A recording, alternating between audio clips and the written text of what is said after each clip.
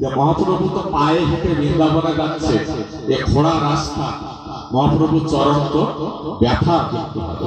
তা উনি বলছে আমার যদি ক্ষমতা থাকতো হে গোবিন্দ, তোমার এই ইট ইট পাথর বালি দিয়ে এই রাস্তা আমি বাধাই না করে, বলছে মণি মাণিক্য হীরা জহরাত দিয়ে আমি এই রাস্তা বাধাই করি। রাস্তার উপরে কার্পেট দিয়েছে প্রবাল মুক্তা দিয়ে মনে মনে।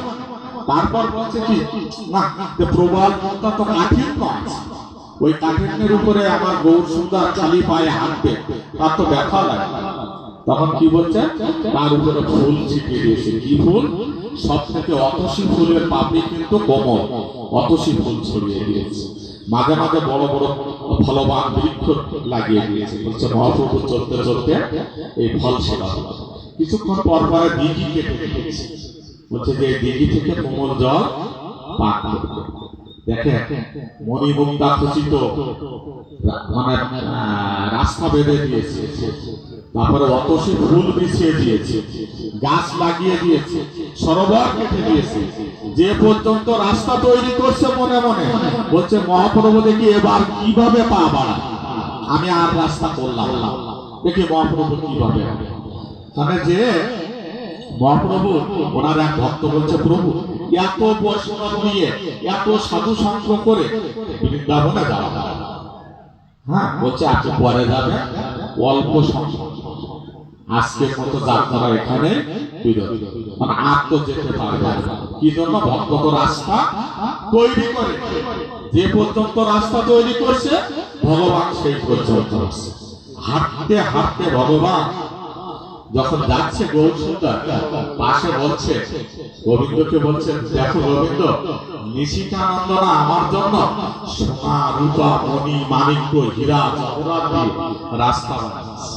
আবার আমি যে হাঁটবো আমার পায়ে যাতে ব্যথা না লাগে এই জন্য অতসী ফুল ছড়িয়ে দিয়েছে। বলছে দেখো ফুলের দলগুলো কি কোমল, আমার খুব ভালো লাগছে।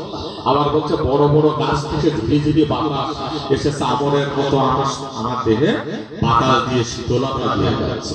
বলছে অনেক সুস্বাদু ফল আমি সেবা পাচ্ছি, আমার খুব ভালো লাগছে। সরোবর থেকে সুমিষ্ট জল আমি পান করছি।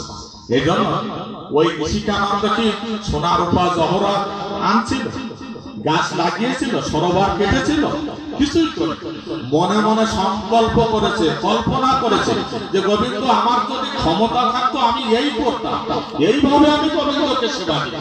সেই ভাবটাই গোবিন্দ গ্রহণ করেছে। এই জন্য গোবিন্দকে সেবার একটা মন তৈরি করি।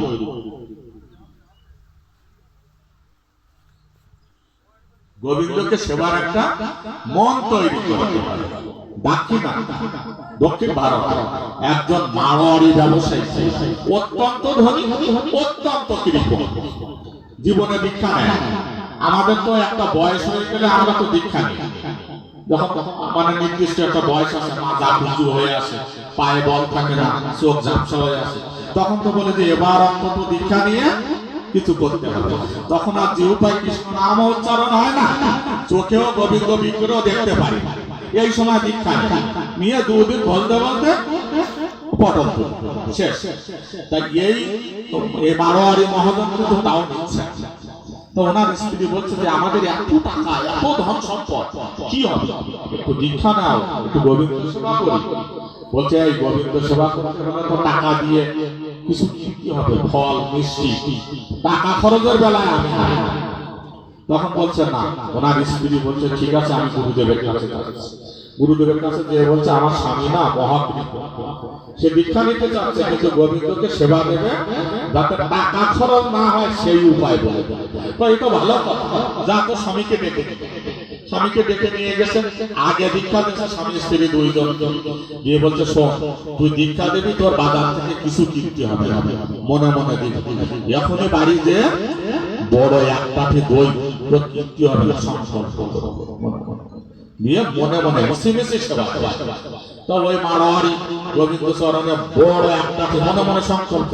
আমাদের যেমন সমাজে কি বলে যে মুখে মুখে 5 তলা বিল্ডিং দেবো তো সিমেন্ট মাটি কম দেব, এজন্য মারোয়ারি গুরুদেব বলছে একটাটি আরো বিশাল বড় একটাটি মনে মনে কল্পনা। বলছে হে গোবিন্দ, বিশাল বড় এক কাঠি দধি থেকে আমি তোমার চরণে অল্প একটু দই দিলাম। তা গোবিন্দ আর থাকতে পারে না।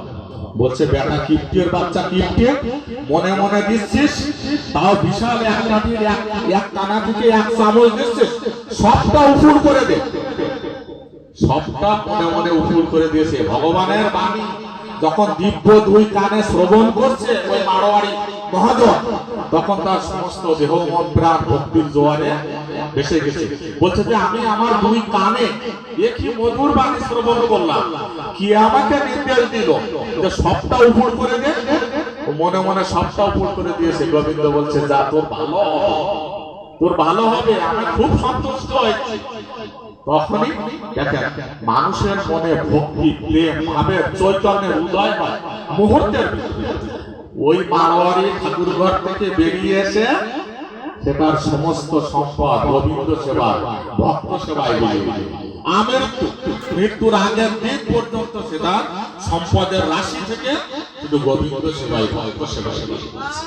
এটা হলো মানস ভজন। মনে মনে